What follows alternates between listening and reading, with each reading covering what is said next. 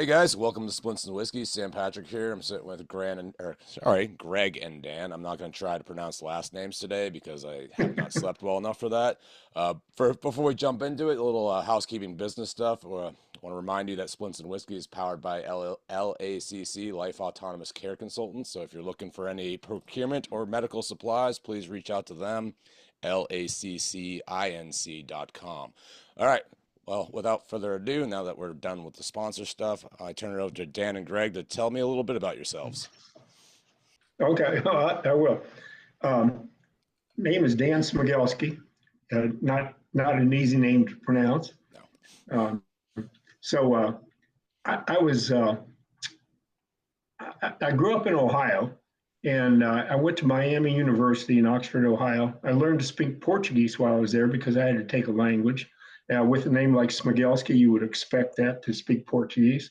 So I wound up going to Brazil, and I worked in Brazil for probably oh, 2.5 years after I graduated from Miami. Came back and went to grad school, got my master's degree in hospital administration, healthcare administration, and epidemiology at Tulane University. And since then, I've been working in healthcare as a hospital CEO. I've worked all over the country, all over the world. I've been in, counted the other day, 47 countries, many of them more than once, like Egypt and Jordan and Brazil, many different places. So I speak fluent Portuguese, but have not really had to work in Brazil or speak any Portuguese for a long time. But Greg and I got together a number of years ago, and we had been working for a different company, and we decided we wanted to form American Intercontinental Healthcare Group to do international healthcare management. And we've been doing that for since 2016, 9 years, yeah. Nice. And we've got a couple projects going right now. Had a number of projects. One of them was in Kiev, and we were building a hospital there. And once the pandemic hit, everything kind of came to a crashing halt.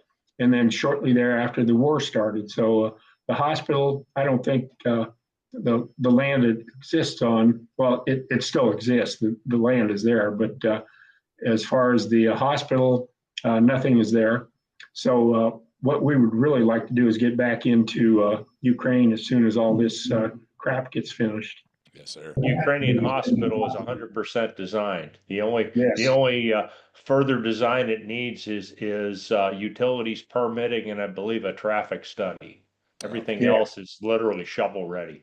Right on. And it is a model hospital for any other hospital they would like to build in Ukraine or any place else in the world. I mean, it is a model hospital.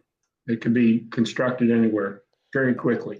Right. Special Operations Medical Association's conference, so the Ukrainians have a big presence there and talking about what they're dealing with right now. So, hey, Greg, why don't you tell me a little bit about yourself? A little bit of background, sure. I'm from Western Pennsylvania originally, a small town in north central Pennsylvania, actually called St. Mary's. It's for those beer aficionados. It's the home of the Straw Brewery, which is the one beer that I understand diabetics can drink because it does not contain any syrups or sugars. It's the hometown beer, and I can remember in high school, you go to the brewery on a Friday afternoon, pick up a case for $8.25 a case. It's a little bit more expensive now, but and the fact that if I were in high school now, I really couldn't go up to the brewery and buy myself a case of beer. You know, different times, different rules. What can I say? I was educated at the University of Pittsburgh, both undergraduate and graduate. I actually attended undergrad on a football scholarship as an athletic trainer. As a member of the 1976 national champion football team. Cool. Worked football for 5 seasons, had a chance to see a lot of college football's greatest players. Nice. Tony Dorsett, Dan Marino, Hugh Green, Russ Grimm, Ricky Jackson, Bill Fralick, a number of other guys. I know one year we had 5 guys going to first round, kind of like Georgia did last Nice. year. From then, I went straight through to grad school in healthcare management. As an athletic trainer, I worked very closely under a team of world-class orthopedic surgeons, Mhm. and they like to say they kept me on the other side so that when I went over to the dark side in hospital management, I knew how doctors thought. Uh, kidding aside, it really kind of based in me an understanding that we can build the best facilities and have the best systems in the world, but as the reality is that neither Dan nor I can admit a single patient to our hospitals. So the key to successful healthcare is creating the environment where your doctors can be successful. Yeah. So when the doctors are successful, they nothing breeds success like success, Right. uh, Yeah. and they come back for more and more. And Along those lines, we work with a lot of really, really talented people who can construct a hospital and plan a hospital out so that it is very, very efficient. Yeah. If you build a hospital like in the old days in the 1960s and stuff, it's very inefficient. Nurses have to walk a long ways. They have to uh, go down to the pharmacy and get drugs and so forth. But now the hospitals are designed so they're very efficient. Very efficient. Nurses don't have to walk very far. You can get drugs very quickly, and everything is very contained, and it really makes for a very efficient way of delivering healthcare. So that's kind of the stuff we work in. No, I had the pleasure of first encountering Dan. I guess it's 13 years ago now, Yeah. or maybe a little bit longer than that. I don't have as many countries as Dan. I think I'm up to 38. My big three have been Georgia, where I've spent an inordinate amount of time over the past 10 years, actually 13 years. Uh, Egypt, Nigeria, and like Dan in Ukraine, although Yeah. not to the extent that Dan's been in Ukraine. Um, you know, what we found is that despite what you might hear in the press or otherwise, uh, American healthcare is viewed as the gold standard internationally. And countries outside the US want to have American healthcare or Yes. American modeled healthcare. For Right. example, our hospital in Tbilisi in the Republic of Georgia uh, got its initial accreditation from Joint Commission International on its first try Nice. with uh, scoring positively on 99 out of a possible 107 measurable elements. Uh, Now that's what's that work out to percentage wise? It's like a 98. Yeah. It's Yeah. it's Uh, it's good. Very. it's to It's up come there. straight out of the box with that strong a showing kind of speaks to the commitment to quality and to patient outcomes.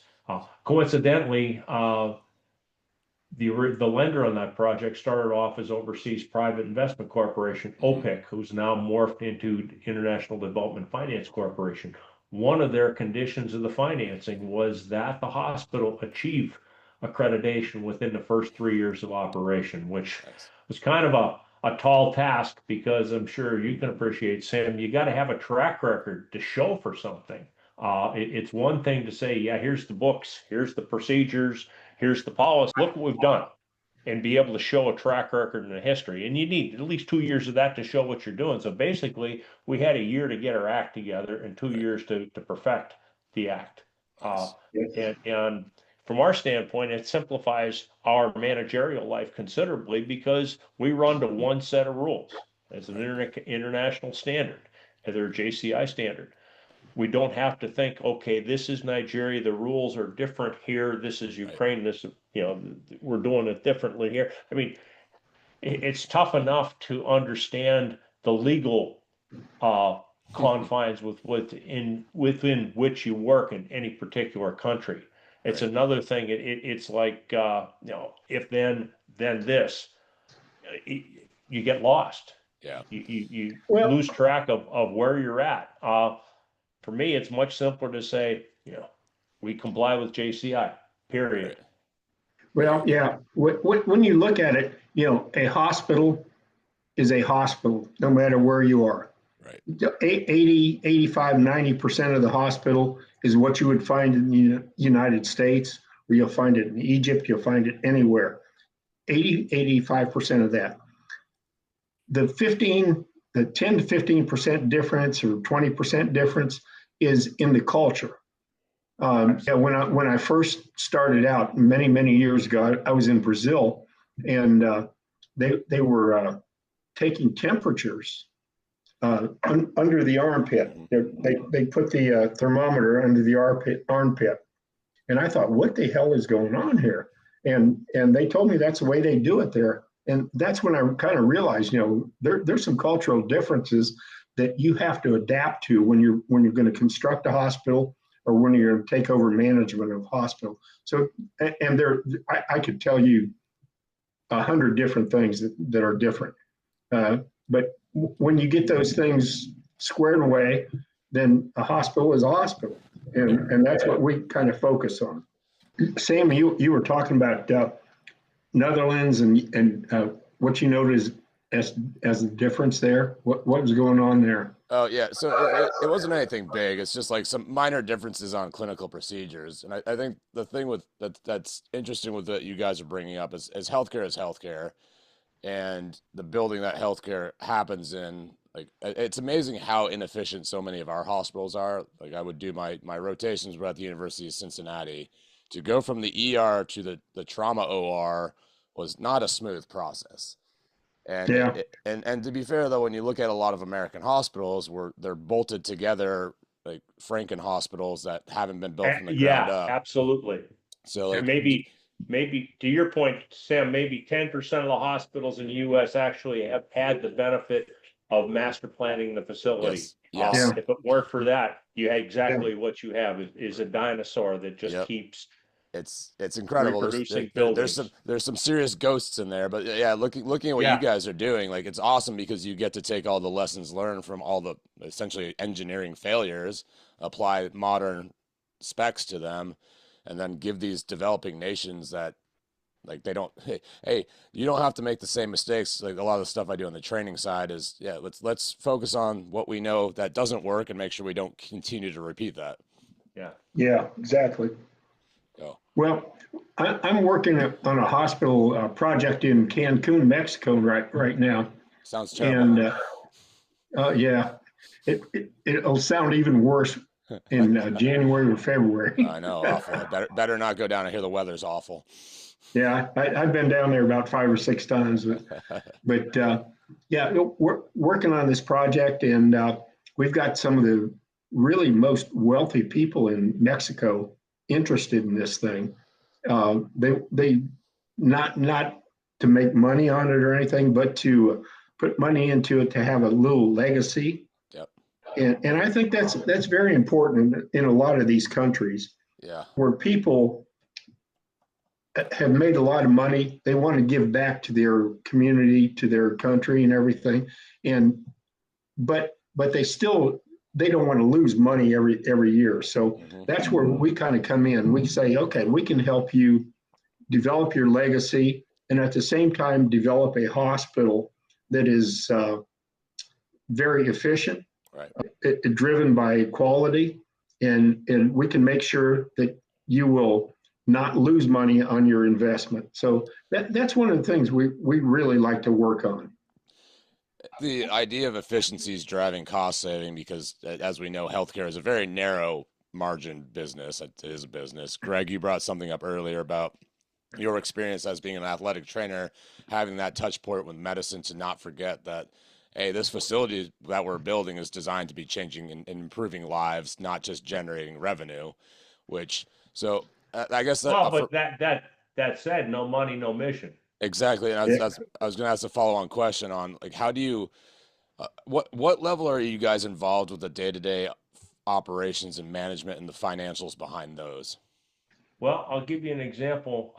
I serve as the chairman of the board of directors for American Hospital Tbilisi. Okay. In that role, per JCI, I lead the governing body oversight of the facility. Do I get in and admit the patients? No. But I was primary force behind introducing the American style of medical staff governance. It's the only hospital in Georgia in the entire country that actually has a credentialing program that's designed to American medical staff credentialing processes and standards. And that's something that really kind of differentiates us. As I said to my group of the physicians we were trying to recruit in our first session was, my role here is not to admit the patients. My role here is to set the so you guys can do what you do best. Right. You care for patients, and we're focused on staff satisfaction, patient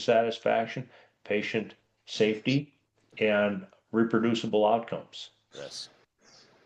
And that resonates with people. Even, I mean, one of the things you see in Georgia is a lot of the new generation of physicians who've been trained outside of the traditional Soviet model have seen the benefits of German, of Israeli, of British, of American education.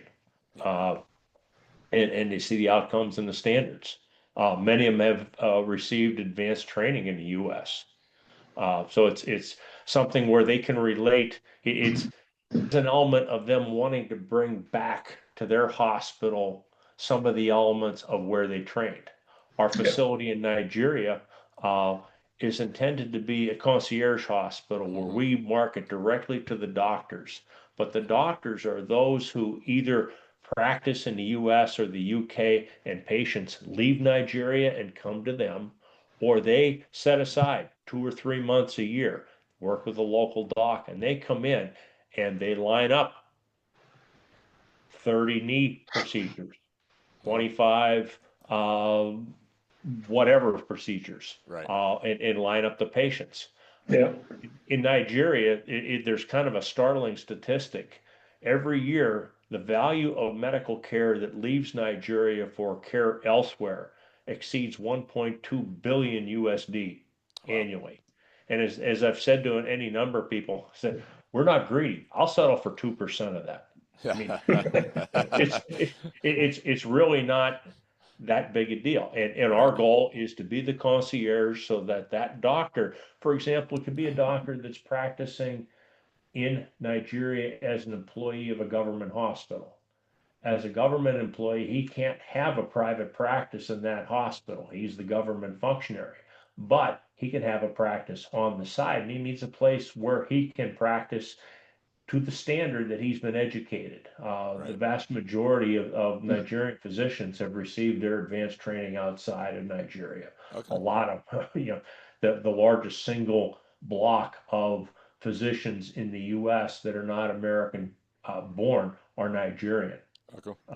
Last I heard was some 65,000 Nigerian doctors consider themselves to be diaspora doctors from Nigeria, want to return to Nigeria, or they're going to see patients coming to see them from Nigeria. So it's something where there's a demand for it. I've got a good friend here in Nashville, or in Franklin, where I live. He's from Nigeria, and he has been very, very interested in what we're doing there. He says he could gather probably 10 to 15 people a month and bring them over to Nigeria for whatever. He's a spine surgeon, and he's saying he could bring 10 to 15 people a month over there to do different procedures. In the U.S. would cost, $70,000-$80,000. He could probably do them for $20,000 over there. Yeah. Well, one of the other elements we're bringing, this is kind of where I bring my sports medicine background to the table. We will have the first hospital-based aquatic therapy program at Lagos American Specialty Hospital. Yeah. The emphasis, it's predominantly a surgical hospital, but with a very significant focus on rehab. Especially for orthopedics and cardiology and neurology, neurosurgery. I mean, rehab's key to a successful outcome long term. And the docs understand this, they embrace this. And when we tell them not just a matter of bringing your patient in. You know, anybody can do a meniscectomy anywhere. Right. But if you want that patient up and functioning in 2 weeks or 3 weeks and actually to a higher level of function than what they had pre-surgery, you need to have the rehab really started before the surgery starts so that when Absolutely. they come off the anesthesia, they can step out of the bed and walk right into PT and get going.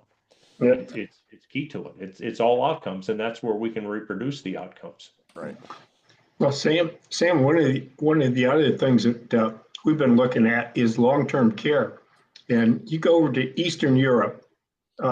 Traditionally, people in Eastern Europe have taken care of uh, their elderly within the home, but now it's gotten to the way the United States is, where we tend to ship our elderly people, our relatives, out to a nursing home or to an assisted living, and there is a huge opportunity for assisted living in Poland.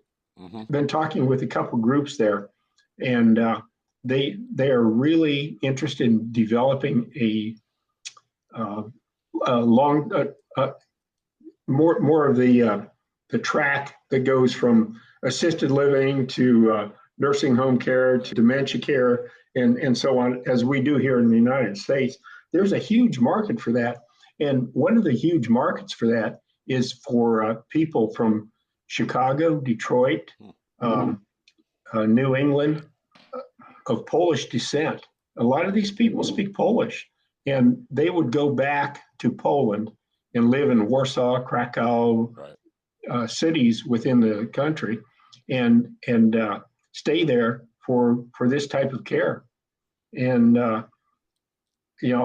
we've looked at some of the numbers on this thing, and it's pretty incredible. And there's for some reason can't get people interested in doing it because I just don't think a lot of people know a lot about Poland or a lot about what's going on in Eastern Europe. But there's a huge market for that type of service over there. Yeah. Israelis, by the way, have noticed this market, and they're kind of jumping into it. Well, it makes sense when there's opportunity, seek it. Some of the stuff you guys have brought up, uh, healthcare costs in America are obviously prohibitive, and when you hear the costs of healthcare other places, I was in Malaysia recently. They have a huge medical tourism um, uh, sector. Is from your experience internationally, do you see an on ramp to make healthcare more affordable in the United States of America, or are we kind of just stuck with what we got? You know, yeah, it's trying to teach an old dog new tricks. Yeah. And I think you have to overcome it. I know different. I've heard anecdotal stories about different Blue Cross plans, for example, contracting with someone in, I don't know, Korea Right. or in some Southern Asian country for knee procedures. I mean, the economics make perfect sense, but you've got to get beyond this, uh, I guess, this preconception that Americans have that it can't be the same somewhere else. I think for us, the real opportunity for us is to really combat medical tourism from the countries in which we're working. And the reason I say that is the billion two that I talked about in Nigeria is all disposable income. That's not that's discretionary income. That's cash. Mm-hmm. That's not insurance payment or anything else. We saw a similar phenomenon in Ukraine prior to COVID. If you look at the statistics, there was well in excess of 1 billion that left Ukraine every Mm-hmm. year. And again, it was out-of-pocket expenditure. It wasn't insurance. It wasn't anything else. I think, unfortunately, what's happening is a lot of countries are starting to think like the American marketplace in terms of uh, introducing systems. Give you a great example. Georgia, the Ministry of Health elected to introduce DRG-based reimbursement systems. However, they didn't think it all the way through, and in probably true to form behavior, They didn't want to listen to outside advice. And I'll give you a great example. Uh, to be paid for a particular surgical procedure in Georgia, regardless of the setting in which it occurs, there is a minimum required length of stay of inpatient hospitalization for a particular procedure. My favorite example is a medial meniscectomy. I had a medial meniscectomy done. My actual tourniquet time was 17 minutes. Explain that, Greg. Explain what Okay. medial, yeah. Thanks, Dan. Okay, it medial meniscus is the cartilage in my knee. I trashed it working on a roof. I just kind of ground it up. You know, your femur and your tibia kind of sit there together and just grind the knee into, or the meniscus is the cartilage between the bones, and this pounding back and forth just kind of pulverized it. So they had to take it out. The procedure, because it was done arthroscopically and it was done as an ambulatory procedure, it took me longer to get pre-medicated, prepped, and recovered, probably to a factor of 3 or 4 than it did to actually do the procedure. It was that simple a procedure. In Georgia, I would have been required for the hospital to be paid to do this procedure. They had a required 2-day inpatient length of stay that went with that. Whether or not the patient needed it, they didn't care. They also didn't care if you approach it from the standpoint of the exposure. I mean, the worst place in the world for anybody to be is a hospital from an exposure standpoint, because you never know what kind of bugs you're going to run into or anything else. So I'm being subjected, if you will, to infectious agents for 2 days. Not as well talking about the fact that I'm not getting any rehab or anything else while I'm laying in bed for 2 days. That's the only way the hospital can be paid for that procedure. They unilaterally elected to reduce the amount they're going to pay, but they don't let hospitals innovate. So that's the risk some of these markets are incurring. Yeah, that was the old Soviet mentality. Mentality. Okay, I've had a little bit of I've had a little bit of bourbon. Okay, we know what you're saying, Dan. We got you.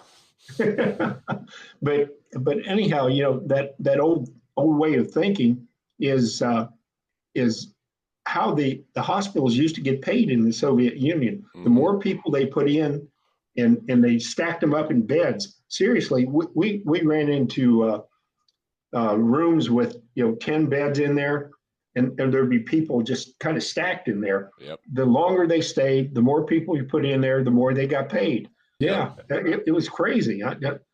And fortunately, I think a lot of these countries are kind of getting a little bit smarter, and they're starting to build hospitals that are a little bit more modern, a little bit more progressive thinking about efficiency and the way to take care of things. And that's kind of where we fit in. We've really been involved in a lot of this stuff. And I think we've built a couple hospitals that have been, I mean, seriously, very, very efficient and help the government. Earlier point, Sam, you asked about the U.S. marketplace. I think, unfortunately, U.S. a lot of regulatory mindset is actually regressing, because you've got an element of the political landscape that feels that National Health Service in the UK or the Canadian healthcare model is the solution they want to go to. Healthcare for all. Oh yeah, the healthcare is there for all, but try to get an MRI in Canada on an elective basis. Right. Not going to happen. Come back in maybe 9 months. Yep. I can recall this was when I was still working in Pennsylvania in an acute care hospital. We were starting a mobile MRI service to kind of augment the fixed base MRI that we had. Went to Winston-Salem, North Carolina, to Alliance Medical Imaging's warehouse. They had, if I remember correctly, they had 11 or 13 MRIs sitting in trailers, plugged in, hibernating. And the guy that took us into the building pointed out, he said, let me put this all into perspective. There are more MRI units in this garage than there exist in Canada right now. Yeah.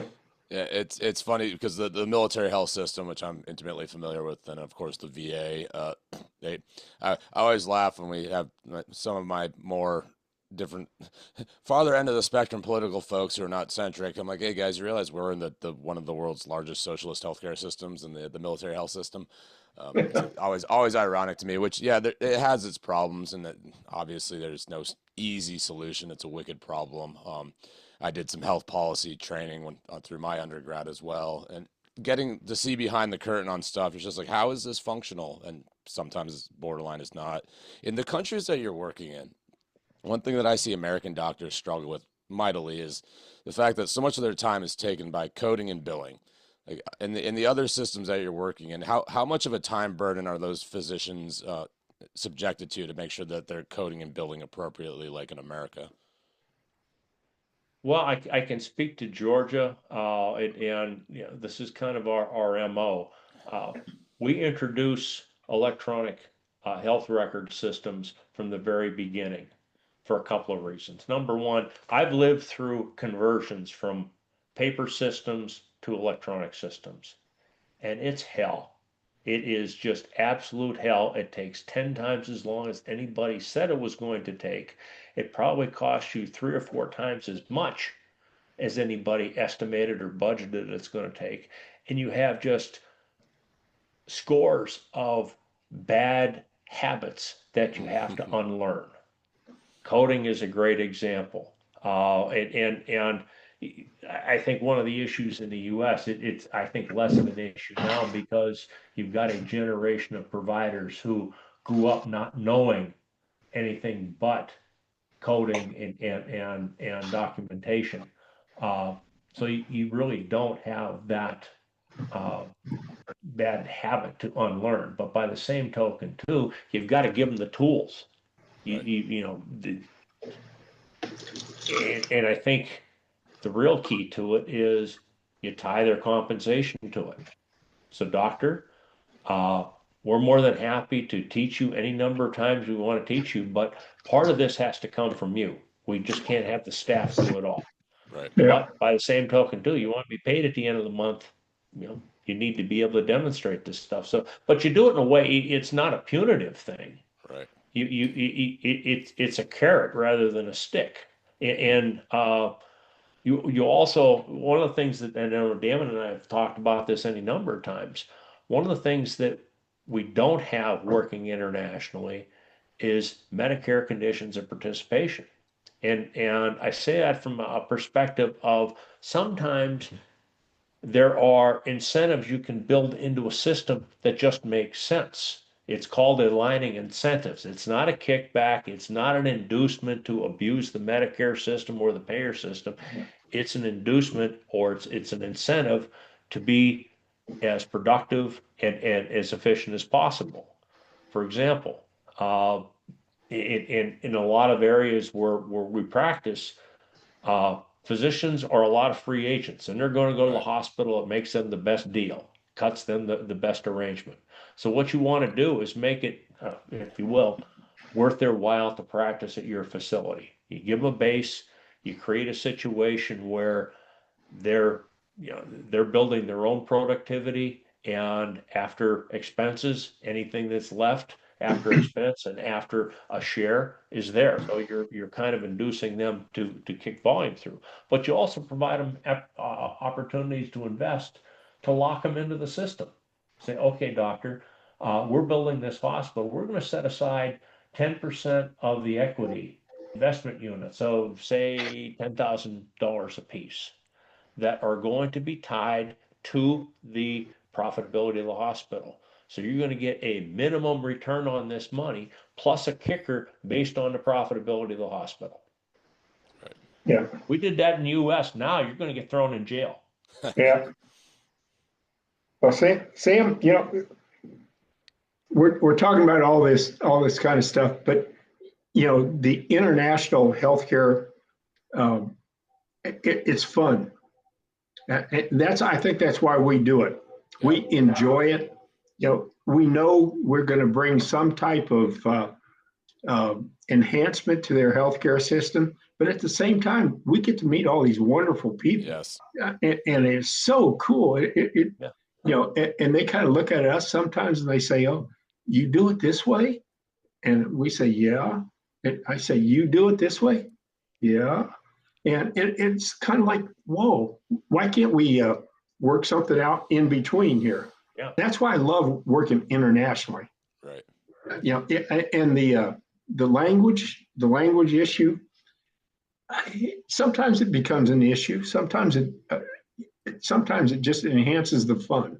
Right. We really enjoy working with a lot of people from all over the world. Now, okay, I speak fluent Portuguese, so when I was in Brazil, I'd go to a meeting and stuff, and obviously look like a gringo, and I'd be sitting in a meeting, and people would start speaking Portuguese, and the people I was working with and everything, they're all here and on the other side of the table, and I'd say to them, this is not really what this translator is saying. And after a while, it became, okay, we found out you're a spy, and then after that, the whole tenor of everything changes. It becomes really a lot of fun. I enjoy it. I really do. I always tell people my second language is Yinzer. Now you've got Dan has ties to Eastern Ohio. Sam, you've got ties to Northwestern Pennsylvania, so you know that Yinzer is Pittsburghese. That's jokingly. But I've picked up enough Russian, for example, along the way, so that I could walk down the street in Tbilisi and see Putin Huilo in graffiti on the sidewalk, and I just start laughing. And they look at me and said, "You know what that means?" I said, "Yeah."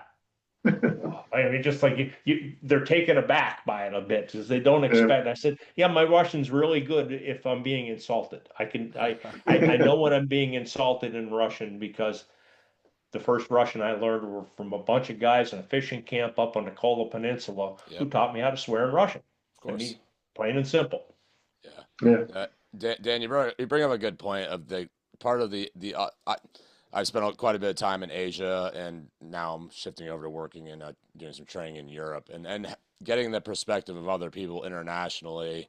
It's super cool. Actually, I did a global health exchange down to Malaysia, and I got to basically hang out and eat dinner and like the medical and dental corps general staff, and it's just kind of like the fact that these are very smart human beings, and they're here sitting listening to my opinion. I'm super humbled by that.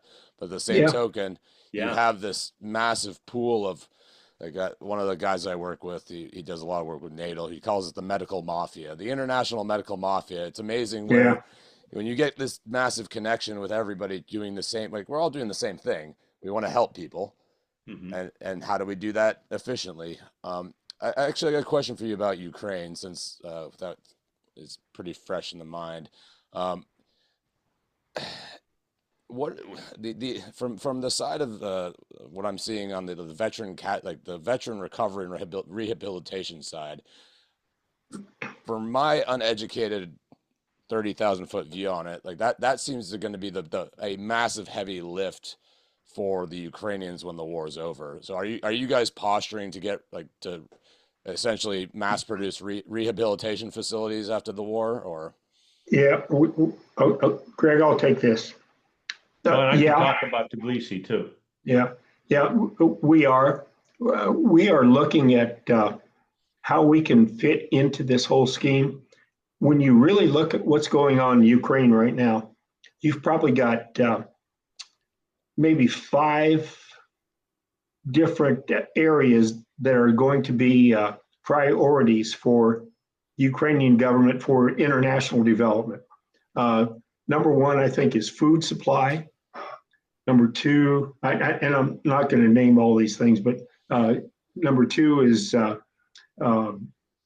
infrastructure, developing the electricity grid and so on and so forth. There's going to be need for roads to be redeveloped. And I think healthcare is going to fall way down on the list, number 5 or so. Yeah. And what we have to do is convince these people that, okay, you need a hospital, you need various hospitals, various places where people can be taken care of, including primary care, but all the rehab that's going to have to take place, because there are a lot of people with all kinds of injuries, soldiers from injuries from the war. And we're going to have to take care of all those kind of things.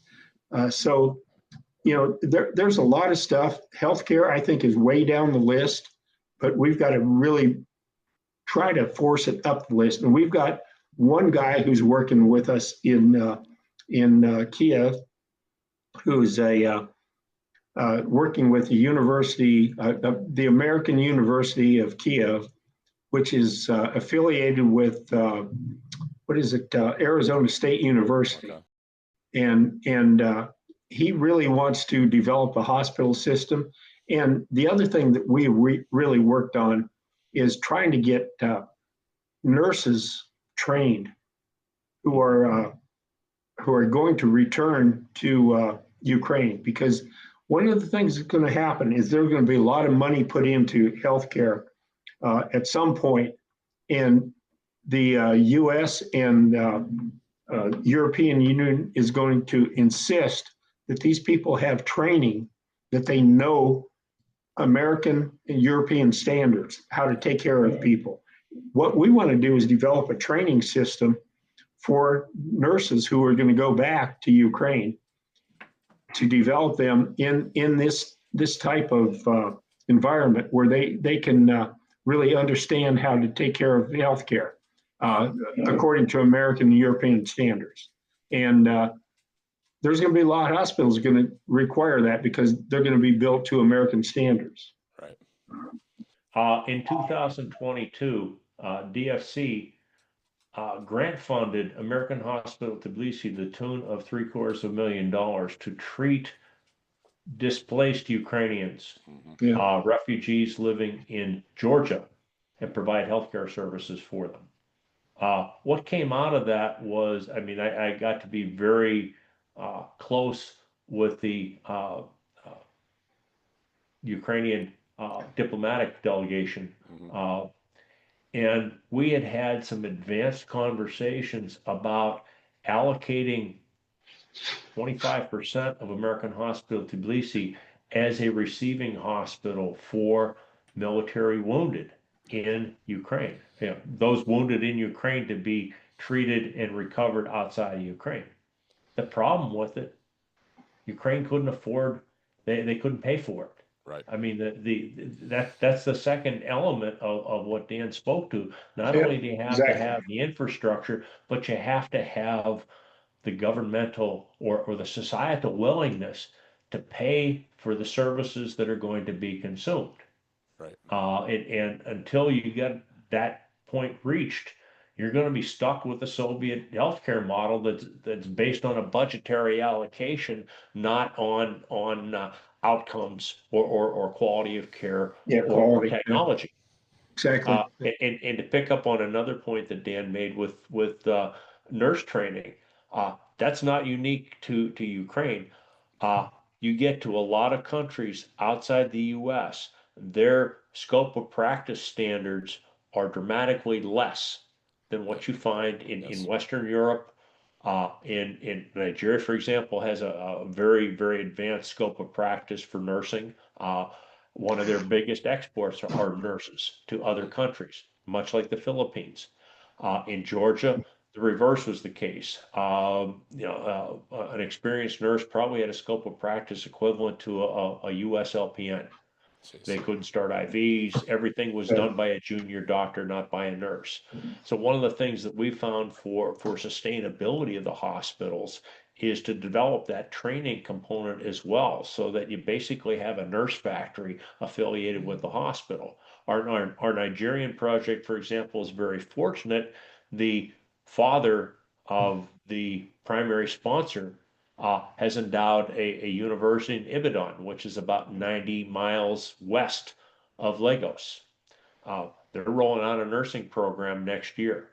Their primary training facility is going to be Lagos American Specialty Hospital. It's a symbiosis that works wonderfully for both. And we've got conversations ongoing. In fact, I'm meeting Tony for lunch tomorrow, Dan. We're talking with a colleague of ours from Vietnam about developing a nurse training program in Vietnam, where the incentive for someone to go through that program, a Vietnamese nursing student to go in, is that not only will you come out being able to pass your NCLEX, we have relationships with placement agencies that'll place you Right. in an offshore practice location, West Africa, UK, Western US, wherever. And it's something where there's that much of an incentive, there's that much of a drive. You're showing them the light at the other end of the tunnel. So yeah, it's such a international healthcare, and hearing about all the problems, like the struggles and the successes is awesome. I guarantee you, there's probably plenty of people in the U.S. health system that doesn't realize that, hey, Nigeria is a very potentially strong partner that we could lean on in the event of catastrophe on our own side. So we got about 5 minutes left, so I'll kick it. Allocate 2 minutes each. Parting pearls of wisdoms, or anything you want to throw out there before we sign off. Go ahead, Greg. Well, I got to think about this. I got into international healthcare really on the basis of responding to a recruiting ad on the American College of Healthcare Executives.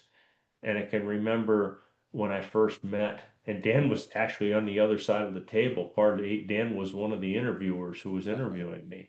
And one of the questions that came up was, are you interviewing for the local spot or for the corporate spot? And I'm thinking to myself, corporate spot? I never heard of the corporate. Yeah, I'll take the corporate job. 15 years later, here we are. I mean, literally, that's how it started. Don't be afraid to try something that's a bit off the beaten path.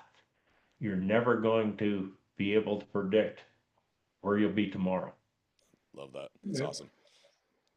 Well, I've been around, the international stuff for many, many, many years. And I've really enjoyed the people I've met, the different ideas that have come up. And also I've met a bunch of shysters, okay? I mean, you meet all different types. And there are a lot of people who are really dedicated, sincere, wanting to make everything better. And then there's other people in certain countries, which I won't mention, who kind of sit around, want to have coffee, and want to take advantage of you. And I think probably I've learned really who those people are, and the good people and the bad people. And I can't say I've had such a great time in my career. And if I die tomorrow, I will be a very, very happy guy. Seriously. Pinnacle of success, and I try to live my life in the same manner. But I want to thank both of you guys for taking the time coming on. Sorry that we had to kind of not necessarily fit it into a tight space, but we had to be very efficient with our time.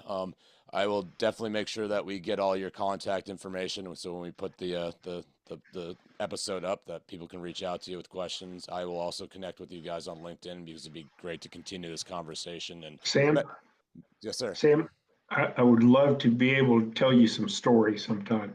I mean, we both don't have anything to do with what we're talking about, but a lot of fun stuff, or a lot of crazy stuff. We got stories. Well, you know what we need to do then? We need to get on the right conference circuit, because that's where the stories come out. Or to be fair, I'll just hop on it sounds like you need a consultant on a certain project. Georgia sounds nice this time of year. Actually, no, the Cancun. Never say never. The Cancun project. It sounds like you need a procedural engineer. I got you. No, we need money. Okay. Yeah.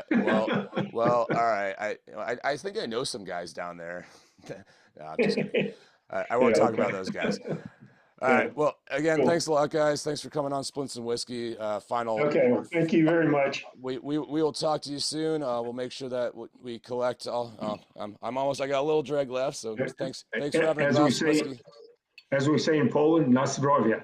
Na zdrowie. And Slava Ukraini. We will talk to you. There you go. All right, guys. We'll talk to you later. And thanks again for coming on.